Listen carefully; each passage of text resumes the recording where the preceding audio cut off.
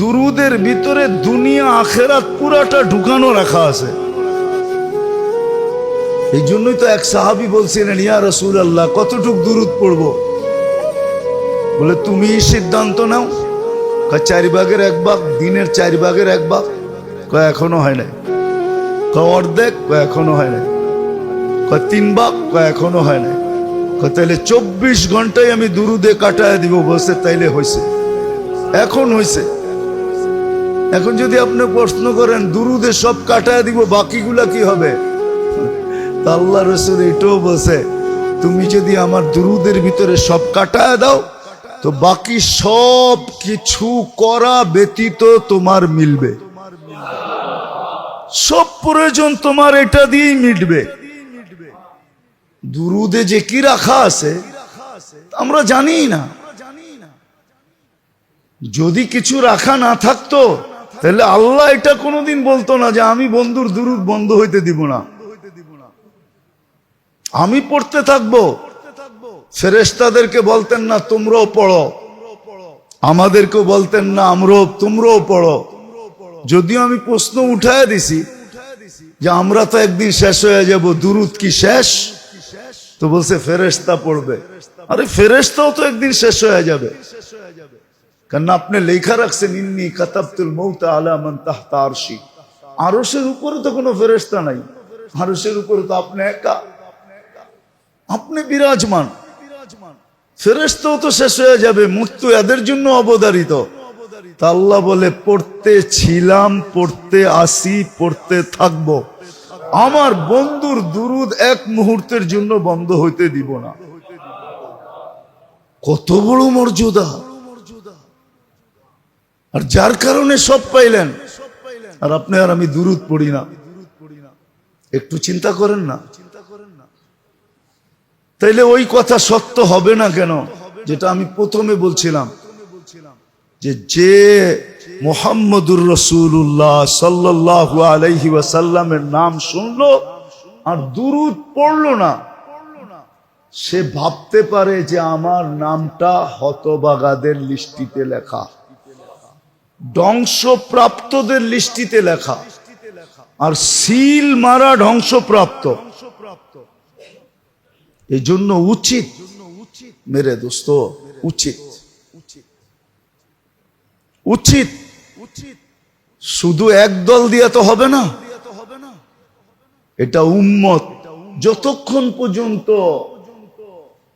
50% উম্মত এই অভ্যাসে না আসবে। আরব দেশগুলোতে অভ্যাস আছে, বহু আরব দেশ বেশিরভাগই অভ্যাস।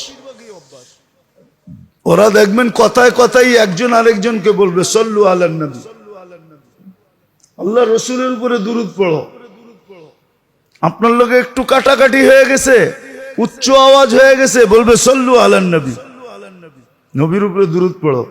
ওদের অভ্যাস আছে, কিন্তু ওদেরকে দিয়ে তো হবে না। পুরা উম্মত যতক্ষণ পর্যন্ত অভ্যস্ত না হবে।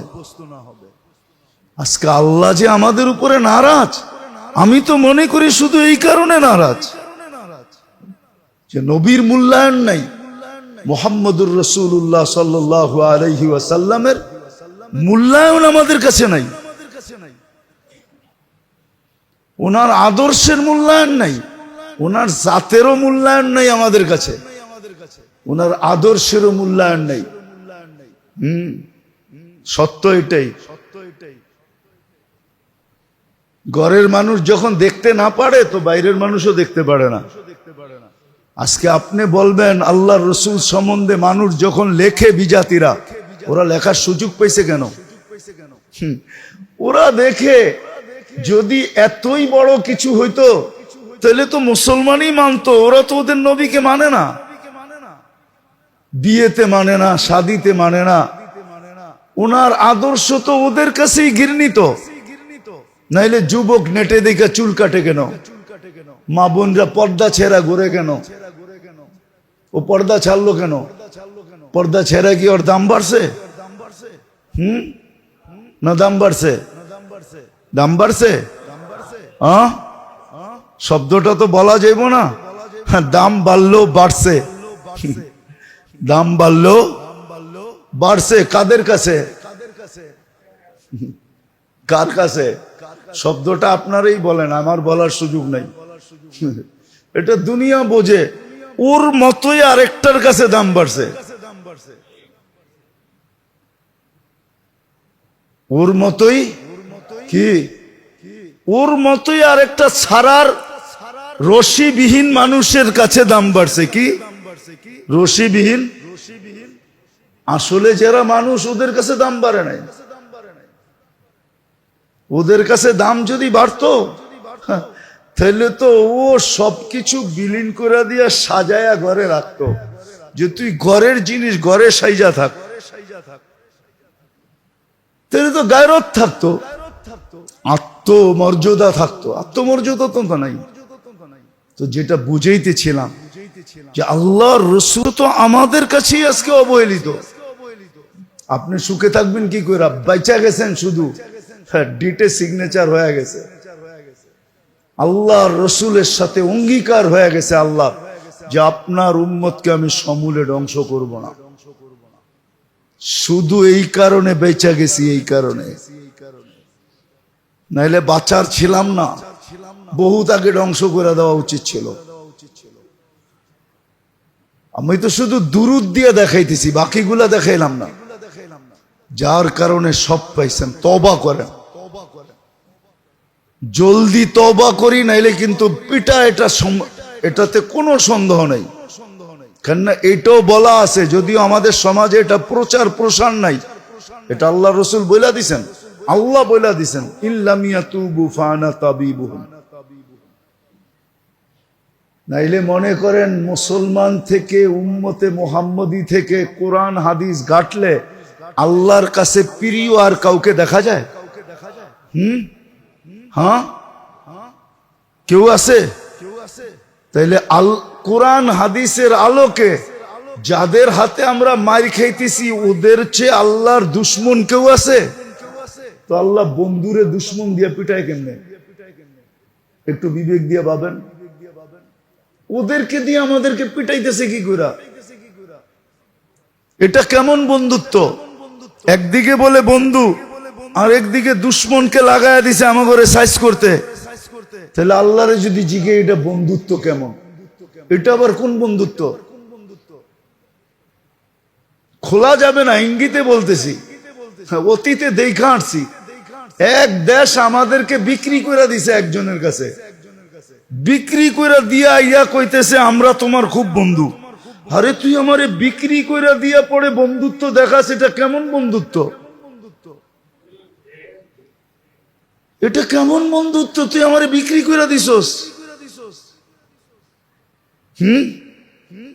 মনে হয় বোঝেন নাই, সবাই বোঝে নাই, বাঙ্গার কোন সুরত নাই।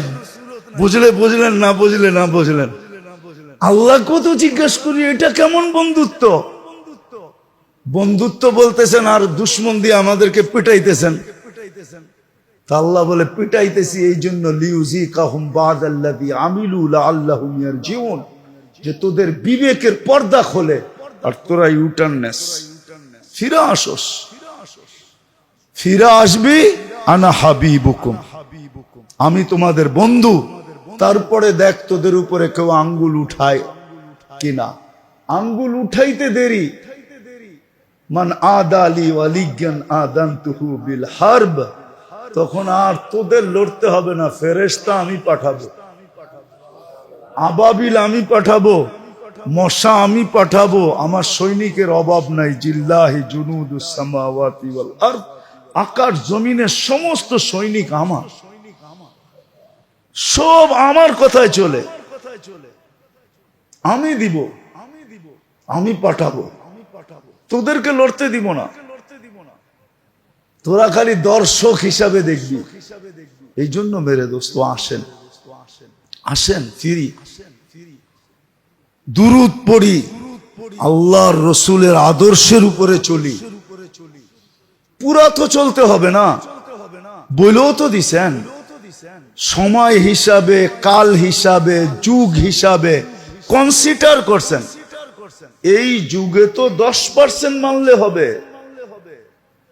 এই যুগে তো একটা মৌলিক সুন্নতকে মানলে হবে, একটা মৌলিক সুন্নত। আল্লাহ রসুলের সবচেয়ে বড় সুন্নত ছিল 5 ওয়াক্ত নামাজ। 5 ওয়াক্ত নামাজ। আজকেও যদি উম্মত 5 ওয়াক্ত নামাজের উপরে ওঠে, রব্বে কাবার কসম, কালকে সকালের সূর্য দুনিয়াতে বিলকুল চেঞ্জ হয়ে উঠবে। এক রাত্রে দুনিয়া আল্লাহ চেঞ্জ করে দিবে। মুসলমান পড়া দেখুক না, বাংলাদেশি পড়া দেখুক, এক মহল্লাই পড়া দেখুক যে আমাদের এই মহল্লায় কোনো বেনামাজি থাকবে না। পড়া দেখুক। বাড়ি তো এই মহল্লায় মাত্র 25টা, হোল্ডিং তো এই মহল্লায় মাত্র 25টা হোল্ডিং। 25টাই তো, ভুল বলতেছি না তো? 25টা হোল্ডিং। 25টা হোল্ডিং এর মানুষ বলুন যে আমাদের এখানে কোনো বেনামাজি থাকবে না। কইরা দেখুক কি দাঁড়ায়, কি মিলে, কি রূপরেখা হয়। করবে তো না, করবে না। আর এটাই সত্য। মুসলমান যেদিন জুমার নামাজ আর ফজরের নামাজ সমান করে দিবে, ওদিন থেকে বিজয়ের পালা শুরু হবে। আল্লাহ আমাদেরকে বুঝার, শিখার, মানার, চলার তৌফিক দান করেন।